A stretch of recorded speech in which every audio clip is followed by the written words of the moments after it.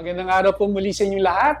Ngayon po ay nandito tayo sa corporate head office ng Cycle House dito po sa Araneta Avenue. At kasama natin ngayon ang isang taong talaga namang hinahangaan ko, although he doesn't know it about this one. Hinahangaan ko dahil hindi lang po siya isang mahusay na negosyante, mahusay din po siyang franchisor at isang very well-respected na motivational speaker. So samahan niyo ako na i-welcome ang ating kanegosyo sa araw nito, si Mr. Jeff Chua. Hello, para sa mga nanonood, thank you sa pag-invite, sir. And I'd like to welcome you all to this show and I hope maging meaningful yung panonood ninyo ng itong show na. Sir Jeff, the privilege is on us for accepting our invitation. Alam namin, you're a very busy person and yet, andito kami ngayon at kinaunlakan mo. Cycle House, ang #1 motorcycle at bike shop ng bayan. Kailan mo ba ito sinimulan, sir? Para lang may idea yung mga tao. Alright, I was working for corporate. Nagtrabaho po ako na masukan ako rank and file. Tapos talagang sa awa naman ng Diyos umangat sa career. Okay. Supervisor. Naisip ko yung Cycle House kasi na-assign ako sa iba't ibang probinsya. Okay. So, buong South Luzon, Laguna, Batangas ang nawak ako. Bisor ako. Sabi ko, paano kung bigla akong ma-assign sa isang lugar na ayoko? Ano yun? So, dapat may backup business ako. Okay. So, isinimulan ko yung Cycle House noong 2010. 2010. This was when you were still working. Pinagsabay, Okay. Pinagsabay mo. ko. Okay. So that was good, no? Pinagsabay, no?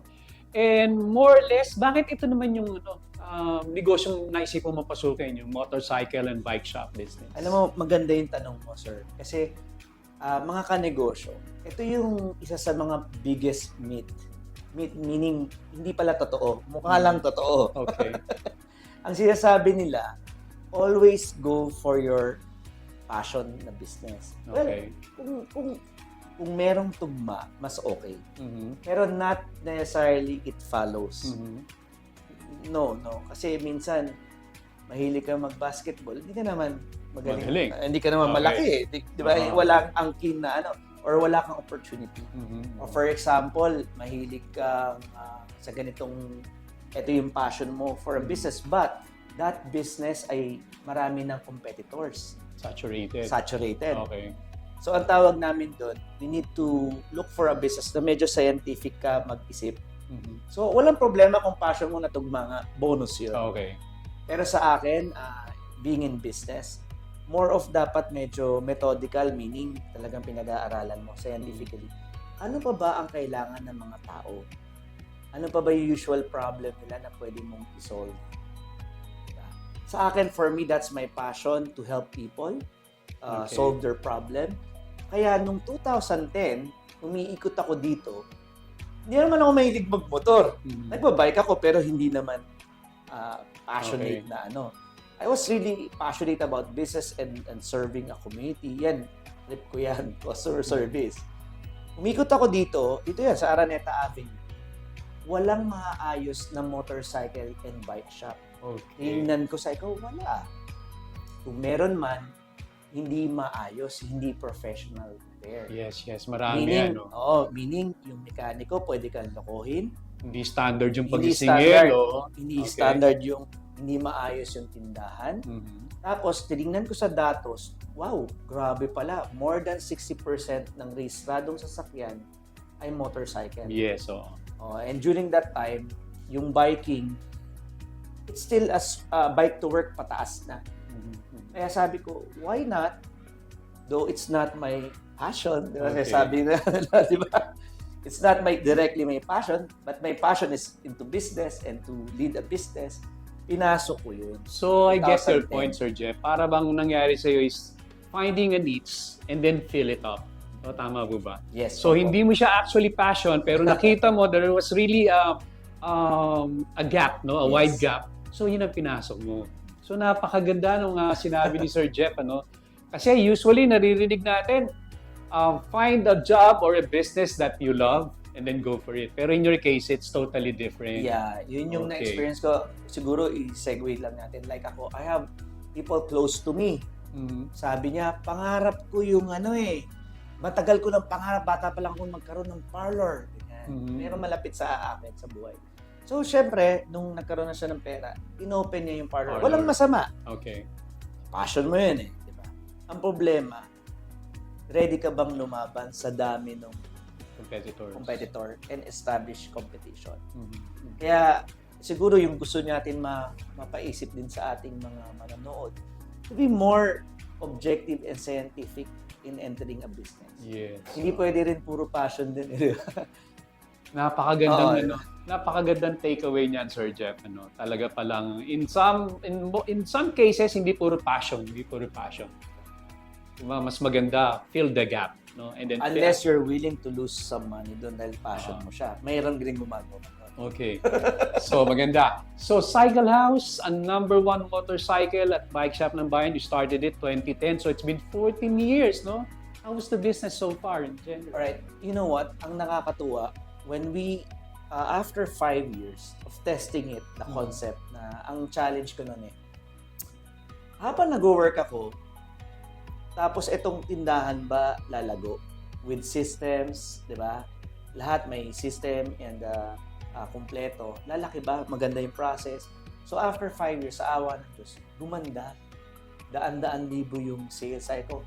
Kaya nun, after 5 years, I had a revelation from God to resign from my executive work. Uh-huh.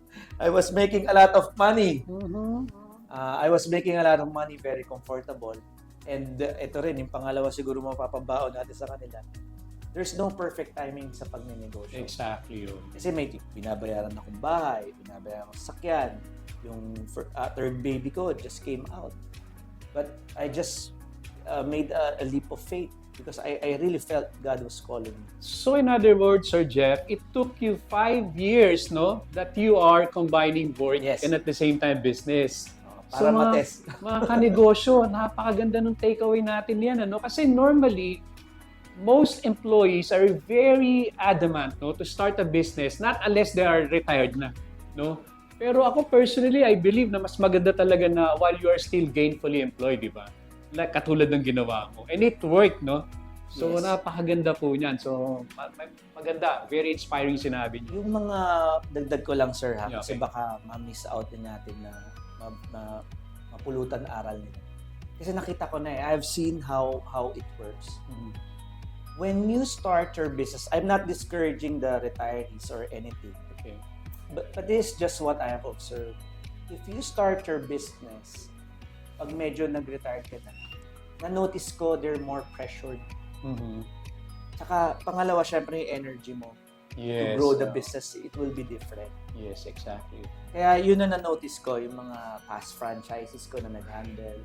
Siyempre, of course, we have to help him. Pero nakikita ko, mas yung stress level iba. Mm-hmm. Kaya yun sa mga gustong magnegosyo, since ka-negosyo tayo, yung mga nanonood din sa aming Cycle House FTP, there's no perfect timing. If you can start, if it's really in your heart to start, di ba? Just go for it. Yes. Sa akin, yung 5 years na patunayan ko, gusto ko magnegosyo. Maganda rin itry mo Okay. habang nag-work. Para kung hindi mo Exactly. gusto, nandiyan pa rin yung work mo. Actually, Sir Jeff, yan ang isa sa ina-advocate natin sa mga kanegosyo natin. Ano? Talagang, if you can combine your work at the That's the same time best. business, napakaganda po yan. That's And the best. coming from you, na it worked, wala na tayong duda.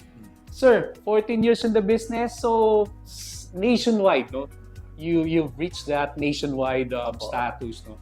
At more or less, ilan na po ba yung mga naging branches ngayon ng nationwide? Right Cycle? now, we're still the highest number of branches with 30 plus branches. Mhm. Though hindi ko na masyado tinatrack how many dahil I'll just keep on working din. Oo. So right now, as of the moment, when we launched the franchising 2016, we're still the highest until now kasi kami lang talaga yung may concept. For me, very important din sa mga nood is what really motivates me aside from the number of branches that we have opened is the number of employees we're generating Mhm. and the number of customers we are serving. Okay. Sa akin, for me that motivates me more. Mhm. Alam mo, isa pa sa hinahangaan ko sa iyo, no, Sir Jeff, no. Sabi nga, I've been silently following your entrepreneurial journey. And one thing that I admire, no, about you is the way you are leading the organization. The way you motivate your employees, the way you empower them, very admirable, no. So how did you learn all of this mga business principles ito? Alright. That's a good question. Pero I wanna be honest and open. Okay. I'm also a leadership trainer kasi. Mhm. I practice yung different leadership style. Okay. Ang sinasabi doon, sir, bawat sitwasyon, dapat iba raw yung estilo ng isang leader. Mhm. Diba? Imagine mo, kung may sunog, hindi naman pwedeng kalma pa rin yung leader. Yes. May emergency na. Kailangan nang maging directive or medyo autocratic. Mhm. Kailangan na ng sitwasyon. That's first approach. Okay. Pero if things are going well and the employees are very reliable, responsive, Okay. diba? They're very responsible, coaching and support. Mhm. So meaning, what am I trying to say since you're asking about principle? It really depends on per situation. Okay. There are times, but my default would always be motivating, coaching, Mhm. supporting, really helping the employees grow. But there are instances that you have to be more directive. Okay. Lalo na kung hindi niya nakukuha yung lesson and Mhm. attention. So yun din magandang siguro matutunan ng ating mga kanegosyo. Because leadership is not it's not a popularity contest. Yes, or exactly. else you will lose your business. Exactly. Kasi I have been doing leadership talks. Yan yung struggle ng mga business owner. Sir, hanggang kailan namin pagtsatsagaan tong employee? Hanggang kailan ganito may matigas ang ulo? Sabi ko, you have to make some tough decision. Yes, Kasi exactly. pwedeng madamay yung Yung mga iba. maayos mong employee. Sabi nga nila. Unfair sa kanila. Yes, sabi nga nila, you're in business not to be popular, no? But to make the right decisions. Sir, 14 years, I'm sure you have proven yourself, no, sa negosyo na yan. Ano ba yung mga future plans pa ni Cycle Hub? God is so good. Napakabait ng Diyos. Kasi, alam mo, ang business po sa mga nagnenegosyo or mga gustong pumasok, may tinatawag kaming entrep life cycle eh. Mhm. May growth yung business, merong slowdown, may growth, and through the grace of God, we have been there. Mhm. We were able to come out with innovation, new concepts, and by the way, sir, hindi kami pumapasok sa isang industry kung hindi nag-grow yung market Mhm. at kung wala rin kami ma-introduce na bagong concept. Bago, okay. Kaya yung motorcycle na bike, pinasok namin professional Mhm. repair. Okay. Convenience store ngayon, yun po yung bago naming concept. Yes. I've read about that, your new emerging concept, and very promising as well. So, can you tell us more about your new baby, Yeah. Sir Jeff? Ano ba pangalan nitong bago mong baby na to? Well, we're creating an ecosystem ng brands namin. We have the Okay. motorcycle and bike. We have the mobile app delivery. Mhm. We also now have our convenience store. So they are all in the Cycle House umbrella brand. So kaya ang tawag sa kanya ay pit stop. Stop. So medyo pa rin sa motorcycle Yes, and bike. yes, okay. The pit stop, ang pinaka-concept niya is the 5-in-1. Meaning, 5-in-1. may Okay. mini grocery ka na, urgent, Okay. kasi convenience store eh. Diba? Yan yung mga tingi-tingi, diba? Yun yung mga SKU niya. Mhm. We also have the OTC medicines. Kasi Over the convenience. counter. Over the counter. Okay. And then we also have the Bubble Waffle. The Bubble Waffle is the most famous street food In Taiwan. in Hong Kong. I'm Actually, sorry. in Hong Kong. Okay. Bubble Waffle, sarap yun. Yun yung medyo gusto-gusto ng mga tao. Mhm. And then we have the milk tea. Okay. And then the last is the ice cream business. Okay. So what makes it special is you won't find it to other established convenience stores. Yes. So you're offering 5-in-1, no? Yeah, 5-in-1 and Galing, then no? medyo fresh yung mga line up namin. And so far, when did you start the new concept? And Last- how was it doing yeah. now?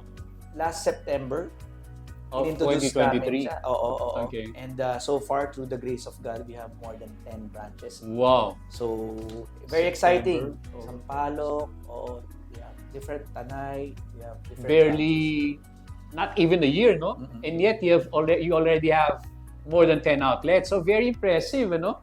So what makes nabanggit mo na pala kanina. Pero Sir Jeff, I'm sure a lot of our kanegosyo would be interested to know more about that pit stop, no? More or less, ballpark figure, magkano ba capital investment na kailangan ng, let's say ako, gusto ko pasukin yung negosyo na yan. At ito ba available nationwide na ba to? Yes, available Okay. nationwide. Siguro bago ko tumulak dun sa investment, ito yung exciting, sir. Ito yung na-discover ko. Because of the 5-in-1, ina-address niya yung iba't ibang needs. Di ba? Okay. Kung yung iba gusto grocery lang, yung iba ice cream lang, yung iba milk tea ang gusto. Pag kinombine mo yun, ang ganda ng daily sales. Hindi bumababa ng 20,000 and up. So that's 500,000 or 500 to 600. A month. Not bad for an investment of starting investment of 349,000. What do you mean? Exclusive Per of month the, yun, ha? Oo. Nasa nakaka 500,000 yung mga stores namin. Yung investment lang for a franchise sa amin is only 349. Wow. Very interesting, no? Oo. Per month yun, 500. So kung nag-start pa lang siguro papalo ka 300, 400. Okay. Sa amin kasi yung mga stores, inayos na namin operation. Ganun na yung paluan ng sales. Ang galing. Kaya for an investment of 349 initial, not bad. Exactly yun. Oo, not bad. And people are so, ang gusto ko pa doon, sir, aside from the sales, ang dami namin namimit na needs. Uh-huh. Nakakatuwa, sir, mga kanegosyo, yung tatay bumibili ng pasalubong na bubble waffle para sa kanyang buntis na asawa at gusto raw may ice cream pa. May milk tea pa. May milk tea pa. So that makes Bago pa uwi. That makes it meaningful and more fulfilling. So, in your case, sa marketing na sinasabi, yung USP, di ba? Unique Selling Proposition. So, na-hit mo na naman yan, page stop, no? You have that very unique selling proposition that makes the concept very, very exciting, no? So, for only 349, mind you, no? Mga kanegosyo, initial, no? So, available na to nationwide. Opo. So, can you please tell us, yung mga kanegosyo natin, kung paano ba kayo makakontakt if ever na they'll be interested? Yeah. We have an FB page, Cycle House Philippines. They can just put in some inquiry there and our team will respond to them. Wow, okay. Alam mo, Sir Jeff, you are very full of surprises when it comes to business offering. Meron pa ba mga naka-line up dyan or tsaka na muna? Meron pang mga naka-line up. It's because we're seeing a lot of opportunities. Pero medyo niluluto pa. Okay. Pero like what I've mentioned, yun lang palagi ang scientific way namin sa mga nood mong panegosyo. We look at the market. Study it. Is it growing market? And then pangalawa, kung papasok kami doon, will we be offering something new or a new solution to the people? Will we make their lives better? Yun yung aming mantra pala. Okay. So, Sir Jeff, one final question na lang. Gusto kitang hinga ng advice na pwede mo ibigay sa ating mga kanegosyo. I'm sure they'll be more than excited to learn from you, to hear from you. Message mo, sir, sa mga kanegosyo. Thank you again for the privilege. Dalawa lang po. Dun sa mga gustong magsimula, there's no perfect time. Alam nyo, mas mahirap yung mamuhay ka na may regret. At the end of our life, we have to, di ba? Siyempre may buhay, may hangganan ng ating buhay. For me, yun yung what motivated me. I don't wanna regret. I wanna try. Diba? Hindi ko naman nilalagay yung sarili ko sa alangan. Hindi naman ako nagsusugal. This is a business. Kaya doon sa mga try, kasi mas mahirap yung regret. And there are ways naman to protect yourself and your financials or whatever. Diba?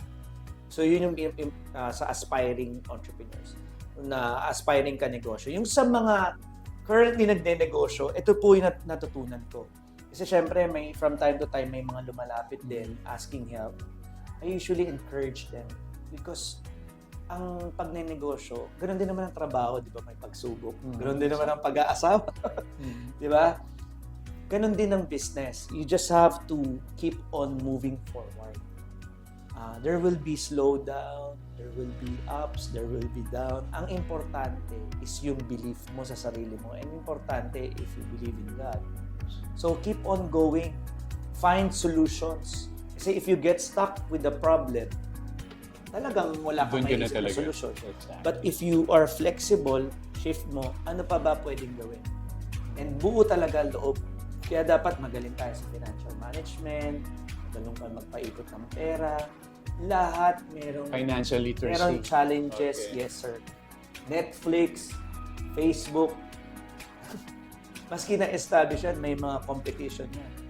Diba? Kaya very important, you must be skilled and learn how to manage this business. Kaya sa akin, keep on going na. Ayan, mga kanegosyo. Siguro naman, marami kayong natutunan mula sa ating kanegosyo sa araw na ito, si Mr. Jeff Chua. Sir Jeff, Thank maraming you salamat for your time. No? At with that, magpapaalam na po ang inyong kanegosyo. Pero bago yan, ang lagi po namin pinapaalala sa inyo, magnegosyo na po tayo. Dahil pag maraming negosyo, ang ating bansa, siya kang asenso.